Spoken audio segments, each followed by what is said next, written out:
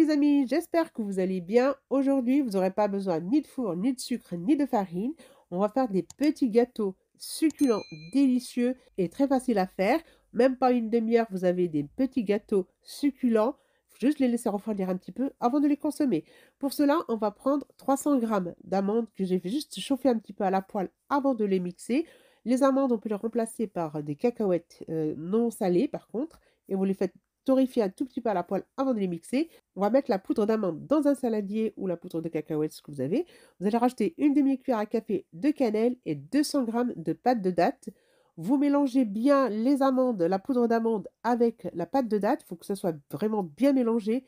Et quand vous avez bien mélangé la poudre d'amande et la pâte de date, vous rajoutez 1 à 2 cuillères à soupe de miel.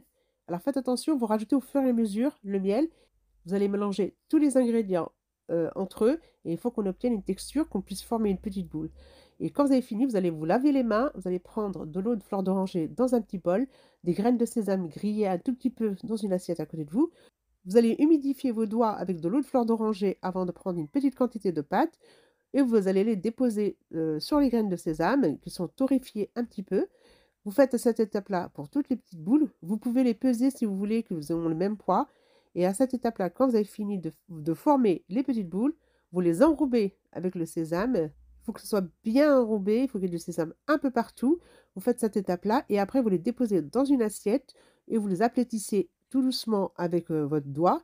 Et vous essayez de faire un petit trou au milieu. Si vous n'arrivez pas avec votre doigt, vous utilisez une petite cuillère. Voilà, sans trop appuyer pour ne pas sortir. Vous obtenez ce petit trou-là. Vous voyez à l'écran comment il est. Faites attention, ne pas trouer le petit gâteau. Voilà, je vous remontre une deuxième. Pareil, vous l'aplatissez un tout petit peu et vous faites le petit trou au milieu, au centre du petit gâteau.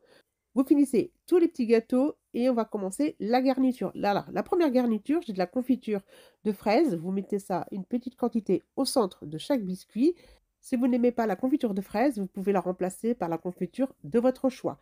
Pour la deuxième garniture, j'ai du chocolat fondu que je vais mettre une petite quantité au centre. Voilà, et on fait ça pour tout le reste des biscuits. Vous alternez confiture, chocolat et vous voyez, vos petits gâteaux sont prêts. Vous les laissez reposer 1 heure au frais avant de les déguster avec un petit thé, un petit café. Voilà, à partager avec vos amis, votre famille. Voilà, merci d'avoir regardé la vidéo jusqu'au bout. Je vous dis à très bientôt pour d'autres recettes.